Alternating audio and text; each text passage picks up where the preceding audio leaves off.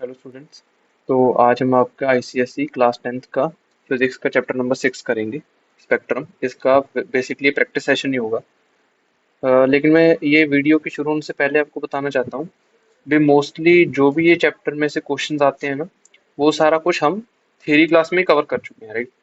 तो यहाँ पे बीच बीच में से जो थोड़े से अलग क्वेश्चन लगा लो, थोड़े से अलग या फिर काफी फेमिलियर क्वेश्चन जो भी मुझे मिले, मैंने वो यहाँ पे ले लिए, तो उनको हम एक बार सॉल्व कर लेंगे और देख लेंगे, राइट। लेकिन जो सबसे ज्यादा जिनकी प्रोबेबिलिटी है क्वेश्चन आने की, वो सारे हमने थ्योरी क्लास में कवर करे हैं भी। जैसे यूवी जो लाइट है वो किस में अब्जॉर्ब होगी, राइट, उसकी प्रॉपर्टीज क्या है, एक्सरेज की प्रॉपर्टीज क्या है, वो सारा कुछ वो वाला मैंने कोई भी क्वेश्चन यहाँ पे लिया नहीं है, राइट। तो वो आप देख लेना। तो चलो हम शुरू करते हैं। तो फर्स्ट क्वेश्चन क्या है? Complete the diagrams by drawing the reflected and emergent rays. अब देखो ये हमने कंप्लीट करने हैं डायग्राम्स। अभी ध्यान से देखो, जो इंसिडेंट लाइट है ये किसका कॉम्बिनेशन है? ब्लू, रेड और ग्रीन का, राइट। सबसे पहले आपको बताना चाहिए वेब गेयर। ये क्या हो रहा है? जैसे जैसे इधर जा रहे हैं वेवलेंथ इंक्रीज हो रही है, राइट। वेवलेंथ इंक्रीज हो रही है और जैसे जैसे उधर जाएंगे तो वेवलेंथ और रिफ्रैक्टिव इंडेक्स का खुद में रिलेशन होता है ना, तो जैसे जैसे उधर जाएंगे तो क्या होगा भी, आपका डेविएशन लाइट का कम होगा। समझ रहे हो ना? ये हमने थ्योरी क्लास में करा हुआ है, फोर्थ चैप्टर के थ्योरी में भी करा था। तो ये देखो, जब ये लाइट आई, सबसे पहले ये प्रिज्म वाला केस बनाते हैं। तो यहाँ पे ये लाइट आई, ठीक है। ये किस किसके है? ब्लू, रेड और ग्रीन, तीन चीजों का कॉम्बिनेशन था। तो लाइट अभी तीन चीजों में स्प्लिट होगी, राइट। लाइट अभी तीन चीजों में स्प्लिट होगी। एक ऐसा कुछ, ठीक है, एक ऐसा कुछ और एक ऐसा कुछ। समझ लेना यार, ये थोड़ा सा ना हमारे पेंसिल का प्रॉब्लम है। आपको पता होगा, जो हमारे सारे वीडियोस लगाते हैं उनको पता होगा, पेंसिल की थोड़ी सी प्रॉब्लम है। ये भी कोई बात नहीं, कभी सही करेंगे। तो यहाँ से बाहर आ गई, फिर यहाँ से, एंड देन ये बाहर आ गई। और देखो यहाँ पे स्प्लिटिंग हुई है, लाइट का डिस्पर्जन फर्स्ट सरफेस पे हुआ है, और फर्स्ट और सेकंड दोनों सरफेसेस पे डेविएशन भी हुआ लाइट का। अभी सबसे कम डेविएट कौन सी हुई लाइट? ये वाली, ऊपर वाली, राइट। ये बाद में और ये उसके बाद में। समझ रहे हो ना? ये सबसे कम हुई है, ये और ज्यादा, ये सबसे ज्यादा डेविएट हुई है। तो ये कौन सी होगी? Red light. ये क्या है? ग्रीन। और ये क्या है? ब्लू। क्यों? ये देखो, रेड लाइट की वेवलेंथ सबसे ज्यादा होती है ना। फिर आता है ग्रीन, फिर आता है ब्लू। तो ब्लू सबसे ज्यादा डेविएट होगा, फिर ग्रीन और फिर रेड, ठीक है।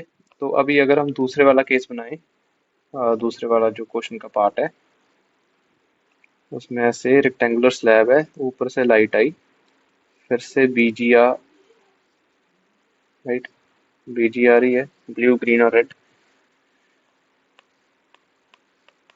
यहाँ पे आके फिर से तीन हिस्से हो गए,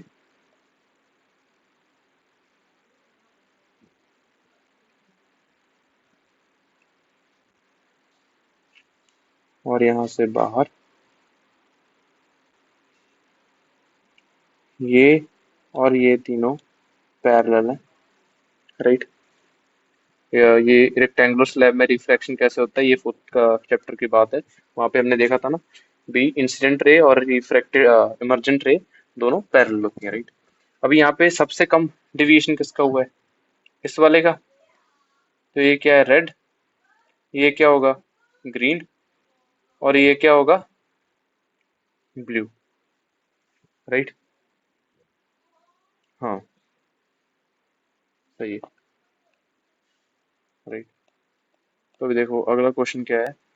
Incident: a beam consisting of red, blue, and yellow colors is incident normally on the face AB of an isosceles right-angle prism ABC, as shown in figure 6.5. Complete the diagram. ठीक है? Show the refracted and emergent rays. Given that the critical angle of glass air interface of yellow color is 45 degrees. Right?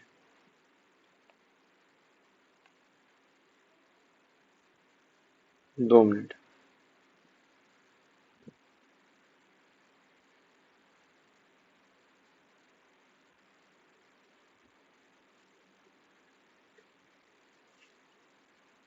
हाँ, तो क्या हो रहा है? Red blue और yellow lights हैं, ठीक है, ए बी पे इंसिडेंट हो रही हैं, और completed diagram to show refracted and emerging rays, ठीक है, given the critical angle देखिए। अभी देखो यहाँ पे क्या हो रहा है। सबसे पहले तो हम डायग्राम बनाएंगे। ये आपका ऐसे हो गया, ये 45 और ये भी 45, राइट, ये दिया हुआ है क्वेश्चन में। अभी यहाँ से आई आपकी आर बी वाई, ठीक है। अभी पहली बात, ये सबसे फर्स्ट सरफेस पे कैसे हो रहा है, इंसिडेंट किस एंगल पे हो रही है, परपेंडिकुलर हो रही है। तो हमें पता है परपेंडिकुलर होगी तो सीधी ही निकल जाएगी, राइट। परपेंडिकुलर होगी तो बिना डिविएशन के लाइट निकल जाती है, राइट, जब नॉर्मल इंसिडेंट होती है। अभी यहाँ पे देखो, यहाँ पे आपने ऐसे ड्रॉ करना है, ठीक है।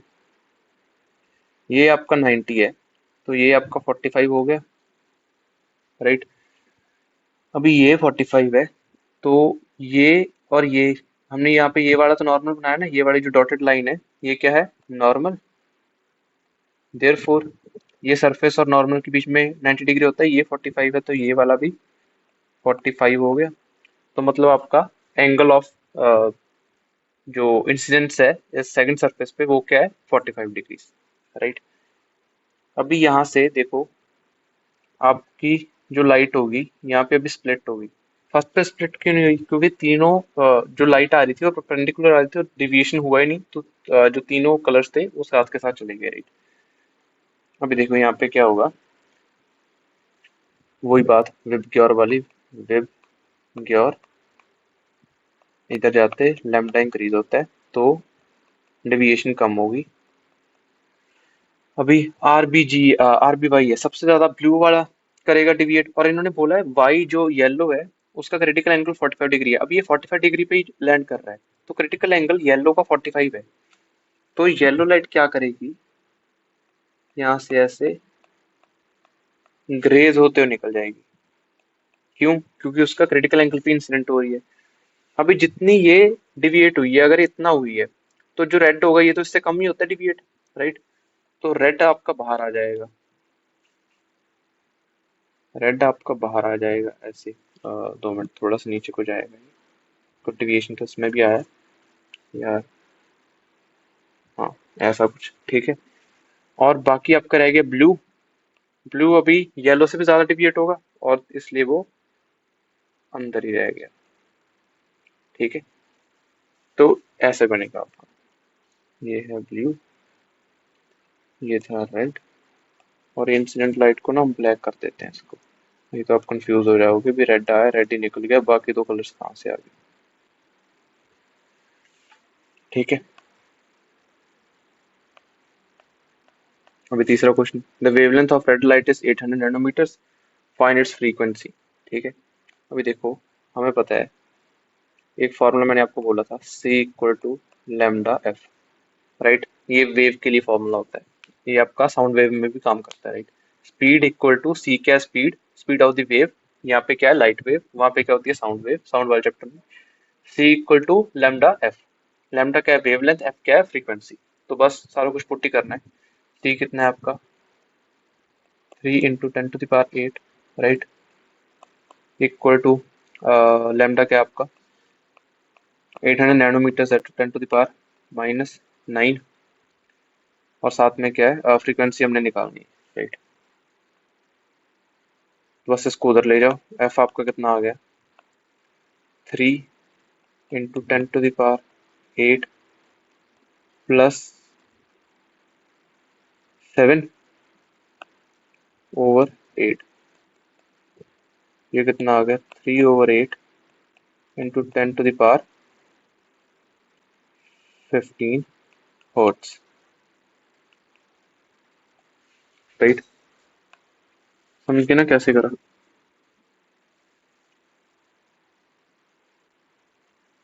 ये वाले चैप्टर में ज्यादा क्वेश्चंस है, मतलब अभी करवाने के लिए नहीं है, क्योंकि मैंने सारे चीजें उसी में करवा दी थी नोट्स में। तो जो नोट्स वाली पीडीएफ है ना, उसको आप बार बार पढ़ लेना। ठीक है, उसमें जो कुछ भी मैंने बोला था भी ये इंपॉर्टेंट है, वो सारी चीज को रट लेना, राइट। बाकी जो थोड़े बहुत अलग क्वेश्चन है, जैसे जो फर्स्ट क्वेश्चन था तो थोड़ा सा अलग था, सेकंड क्वेश्चन भी थोड़ा सा अलग था, वो हमने नोट्स में नहीं करा, तो इसलिए वो मैंने यहाँ पे करवा दिया। अभी देखो, विच colour of white light travels fastest? Red करता है। इन ग्लास की बात हो रही है, वैक्यूम में तो सारे कलर सेम ही स्पीड से जाते हैं, इसलिए हमें व्हाइट लाइट मिलती है। जब भी प्रिज्म के या ग्लास के अंदर जाता है, तो क्या होता है, सबकी स्पीड अलग हो जाती है, जिसकी वजह से सबका डेविएशन अलग आएगा, क्योंकि सबके लिए रिफ्रैक्टिव इंडेक्स अलग हो जाएगा। समझ रहे हो ना? रिफ्रैक्टिव इंडेक्स क्या होता था, हमने फोर्थ चैप्टर में पढ़ा था, वो वेलोसिटी ऑफ लाइट के साथ डिपेंड करता है, right. Velocity of light in vacuum upon velocity of light in medium, right. तो ऐसे होता है वो रिफ्रैक्टिव इंडेक्स। तो इसलिए जब, क्योंकि हर कलर की स्पीड मीडियम में अलग हो जाती है, तो इसलिए हर मीडियम के लिए डिविएशन अलग आता है, क्योंकि हर मीडियम के लिए रिफ्रैक्टिव इंडेक्स अलग हो जाता है स्पीड की वजह से। तो अभी फास्टेस्ट कौन सी होती है? रेड, इसलिए वो सबसे ज्यादा कम डेविएट होता है। और स्लोएस्ट कौन सी होती है? ब्लू नहीं होती, यहाँ पे इन्होंने ब्लू लिख दिया, ये गलत है। स्लोएस्ट कौन सा होगा आपका? वॉयलेट। ठीक है, ये भी वेब की ओर से आया है, वेब के। और देखो, जैसे जैसे इधर जाओगे, लैम्डा इंक्रीज होगा, ठीक है। और उसी तरह से जैसे जैसे रेड की तरफ जाओगी, speed of that light in medium increase होता है, राइट। फिर देखो अगला क्वेश्चन क्या है, which colour of white light is deviated by a glass prism the most? सबसे पहले कौन सी व्हाइट लाइट सबसे ज्यादा डिविएट होती है? तो द मोस्ट क्या है? वही है हमारा वॉयलेट, क्योंकि उसकी स्पीड सबसे ज़्यादा स्लो हो जाती है। इसके स्पीड सबसे ज़्यादा स्लो हो जाती है, तो उसका रिफ्रैक्टिव इंडेक्स उसके लिए सबसे ज़्यादा हो जाता है, तो डिविएशन ज़्यादा हो जाता है, राइट। लीस्ट कौन सा? रेड। अभी देखो, a beam of monochromatic light undergoes minimum deviation through a equiangular prism, ठीक है, मतलब जिसके सारे एंगल्स इक्वल हैं। How does the beam pass through the prism with respect to its space? तो देखो, सबसे कम डेविएशन हो रहा है, मिनिमम डेविएशन वाला केस है। और ये हमने उसमें फोर्थ चैप्टर में, जहाँ तक मुझे याद है, फोर्थ या फिर फिफ्थ, ऐसे कोई एक चैप्टर में हमने करा था। उसमें क्या था, मिनिमम डेविएशन के लिए आपका जो इंसिडेंट लाइट है, सॉरी जो रिफ्लेक्टेड लाइट है, उसको ऐसे पैरेलल टू द बेस जाना पड़ेगा। याद आ गया ना? पैरेलल टू द बेस, इसके पैरेलल। जब इसके पैरेलल जाएगा, तो क्या होगा, आपका मिनिमम डिविएशन होगा, राइट। इसमें आपका R1 और R2 इक्वल हो जाएंगे, है ना। R1 क्या था, आ, वो फर्स्ट रिफ्रैक्टेड एंगल, है ना, refractive angle at first incident. और R2 क्या था, सेकंड वाले पे। R1 R2 इक्वल हो जाएंगे, और R1 R2 A/2 के इक्वल हो जाएंगे, ये होता है हमारा A। याद आ रहे हैं? जहाँ तक मुझे पता है, फोर्थ चैप्टर में पढ़ा था हमने। तो अभी देखो, ठीक है, तो इसका क्या है, भी पैरेलल टू द बेस जाएगा आपका रिफ्रैक्टेड रे। तो दूसरा क्या है, if white light is used in same way as in part A above, what change do you expect in the emergent beam? तो क्या होगा, देखो सबसे जो फर्स्ट क्वेश्चन था, उसमें तो मोनोक्रोमेटिक लाइट थी, मतलब एक ही वेवलेंथ की लाइट है, राइट। मतलब यहाँ तो रेड है, यहाँ फिर ब्लू है, यहाँ फिर कुछ भी ऐसा है। तो वो तो अभी ऐसे ही चले जाएगी, सिर्फ उसमें डिविएशन हुआ। अगर व्हाइट लाइट यूज कर रहे हैं, तो व्हाइट लाइट का हमने पढ़ा था प्रिज्म में क्या होता है, डिस्पर्जन भी हो जाता है, right? तो यहाँ पे क्या होगा, व्हाइट लाइट स्प्लिट हो जाएगी अपने कलर्स में, और स्पेक्ट्रम फॉर्म करेगा, राइट। तो तीसरा क्या, what conclusion do you draw about the nature of white light? तो यहाँ से हम क्या कंक्लूजन निकालते हैं, जो व्हाइट लाइट है वो पॉलीक्रोमेटिक है। इसका मतलब क्या है, पॉली क्या होता है, काफी ज्यादा, क्रोमेटिक क्या होता है, कलर। तो काफी ज्यादा कलर से मिलके व्हाइट लाइट बनती है। व्हाइट व्हाइट खुद से कोई कलर नहीं है व्हाइट लाइट का, राइट। समझ रहे हो ना? तो हमें यहाँ से ये पता चला। तो देखो, when a white light when a white light ray falls on a prism, the ray at its first surface suffers। सबसे पहली सरफेस पे क्या होगा, सबसे पहले सरफेस पे हमें पता है डिस्पर्जन होता है और डिविएशन होता है। डिविएशन दोनों सरफेसेस पे होता है, डिस्पर्जन सिर्फ फर्स्ट सरफेस पे होगा, राइट। तो both deviation and dispersion, right. इसका ये हो गया।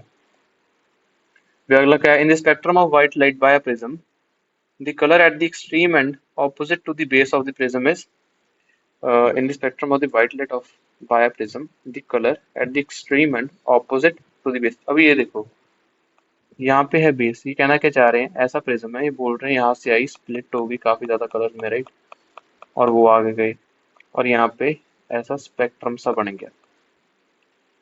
तो ये बेस की डायरेक्शन है, तो इसके ऑपोजिट डायरेक्शन क्या होगी, एक तो ये हो गया एंड और एक ये एंड हो गया, इसका ऑपोजिट एंड कौन सा है, ये वाला। तो यहाँ पे क्या होता है, रेड।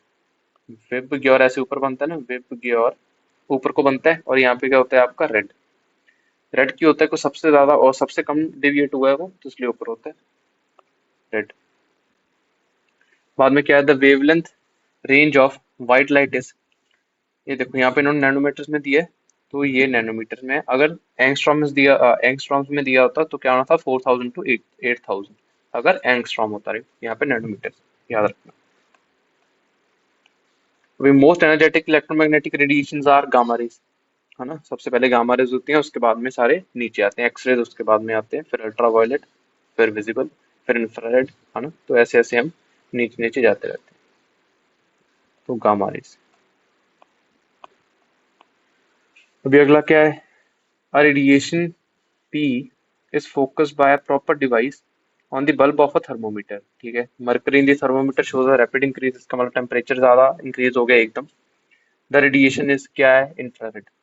ये याद करो, इंफ्रारेड की डिटेक्शन में भी हम ऐसे ही ये पैराग्राफ ऐसे ही था, इंफ्रारेड को हम डिटेक्ट ही ऐसे करा था भी, जब देखा कि जो स्पेक्ट्रम है, अगर हम जो बल्ब थर्मोमीटर का बल्ब है उसको वॉयलेट से रेड की तरफ लेके आते हैं, पहले कुछ खास इंक्रीज नहीं होता टेम्परेचर, जब भी हम रेड को पार करके नीचे जाते हैं ना, तो एकदम इंक्रीज हो जाता है टेम्परेचर।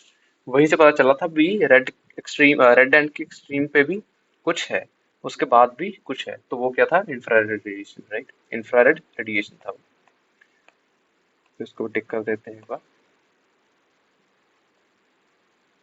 और देखो अगला क्या है, in the white light of sun maximum scattering by the air molecules present in the earth's atmosphere is for blue color। ये कैसे हमें पता है, स्कैटरिंग जो होती है कोई भी वेवलेंथ की, वो क्या है, 1/λ⁴, राइट, 1/λ⁴, ऐसा है। तो इसका मतलब क्या बन रहा है, जैसे जैसे वेवलेंथ इंक्रीज होगी स्कैटरिंग कम होगी, ठीक है। तो मतलब जो रेड लाइट है वो सबसे कम स्कैटर करती है, यही रीजन है भी रेड लाइट को यूज करा जाता है सिग्नल्स देने के लिए, राइट। अगर डेंजर का सिग्नल देना होता है तो रेड लाइट को यूज करा जाता है, क्योंकि बहुत दूर से हम उसको देख सकते हैं, वो स्कैटर नहीं होगी, चाहे धुंध है या कुछ भी है तो वो स्कैटर नहीं होगी। दूसरे जो कलर्स हैं उनका क्योंकि वेवलेंथ रेड लाइट से कम होता है तो वो स्कैटर हो जाते हैं, और ब्लू कलर तो सबसे ज्यादा स्कैटर होता है।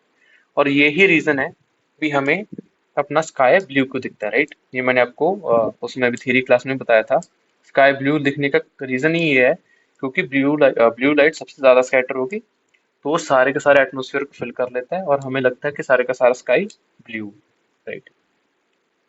तो यही था भाई इस वीडियो के लिए, ऑलराइट देन।